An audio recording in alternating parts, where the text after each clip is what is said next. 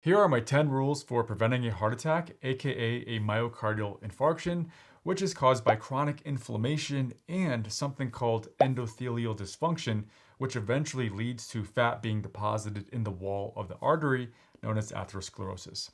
Atherosclerosis leads to fatty streaks and plaque formation, and when that plaque ruptures, it travels downstream and clogs up the artery. This causes a blockage of blood flow, which means part of the heart muscle doesn't get any blood, and the lack of oxygen causes part of the heart muscle to die off. How can this be prevented? Unfortunately, three of the risk factors are out of your control, like age, which is the most powerful independent risk factor. The older you are, the higher the risk. The second risk factor that's out of your control is gender. So premenopausal women are less likely to have a heart attack compared to men, but this actually evens out after menopause. The third is family history. Some of us have genetic conditions that predispose us to heart attacks at younger ages. Regardless, there are risk factors that you can control. Starting with number 10 on the list, cocaine. Don't do it because Cocaine is a hell of a drug. Number 9, don't smoke cigarettes. The risk for a heart attack can be decreased by 65% after quitting smoking. Number 8, reduce stress in your life. Of course, there are multiple ways to do this. This is a great reason to do activities outdoors, like going for a walk or going for a hike, and other things to help reduce stress, like meditation, getting good sleep, writing things down in a gratitude journal, doing things that you love, whatever that might be. And not to be underestimated is spending time connecting with friends and family, because we know, based on the longest study ever done at Harvard, that the people who live the longest and happiest lives are the people who have meaningful relationships. I love you, Dad. Okay, the rest of the rules on this list all have to do with improving the other modifiable risk factors for heart attack. In other words, improving high cholesterol, high blood pressure, obesity, diabetes, and metabolic syndrome. All of these things I just mentioned are caused mainly by insulin resistance, meaning your cells start to not respond as well to the insulin that's floating around in your bloodstream. Let's say you get some blood work done and you do a fasting lipid panel that shows your cholesterol numbers. Pay special attention to these numbers, especially the triglyceride level and the HDL level, also known as the good cholesterol. And as you'll soon see, the total LDL number is actually less important. Why? Well, once the serum triglycerides unloads its fat at the adipocyte, meaning the fat cell, it turns into a small, dense LDL. Therefore, the triglyceride to HDL ratio, the real ratio of bad to good cholesterol, is the best biomarker of small, dense LDL, which is the best biomarker of cardiovascular disease and the best indirect way of determining your degree of insulin resistance and metabolic syndrome. If that triglyceride level is higher than 150, it's all but guaranteed to be metabolic syndrome. Now, the second most important biomarker to look at is that HDL, the good cholesterol. So if it's higher than 60, that's going to indicate great cardiovascular health. But if it's less than 40 in men or less than 50 in women, the risk of heart disease is much higher. Now look at that triglyceride to HDL ratio. For unknown reasons, race matters with this. So if that ratio is over 2.5 in Caucasians or over 1.5 in African Americans, that's a correlate of metabolic syndrome. And what about that bad cholesterol, the LDL cholesterol? If it's less than 70, the fraction of small dense LDL ends up being so low that it's highly unlikely to cause harm.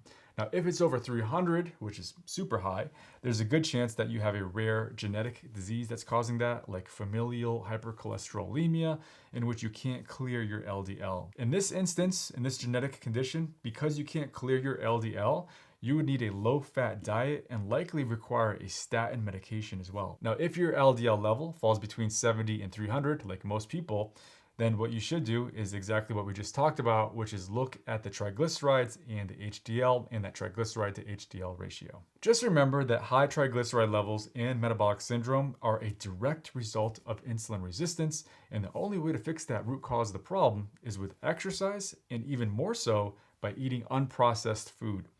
Exercise as well as eating unprocessed food, they both serve to reduce inflammation in the body and keep your cells and mitochondria in tip-top shape. The same can be said for intermittent fasting. So number 7 on this list is exercise. Ideally, you want a minimum of 150 minutes of moderate intensity per week. But even getting up and going for a walk is much better than doing nothing. Number 6 on the list, intermittent fasting, which basically gives you the same benefits as exercise as it promotes autophagy and mitophagy. So the way I see it, why not do both? Now, the most practical way of doing intermittent fasting and what I do is time restricted eating or time restricted feeding.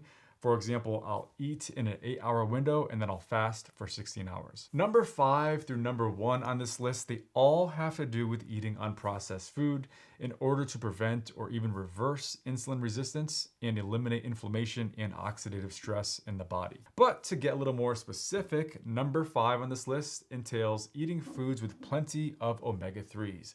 Things like salmon, chia seeds, hemp seeds, flax seeds, and walnuts are all great sources.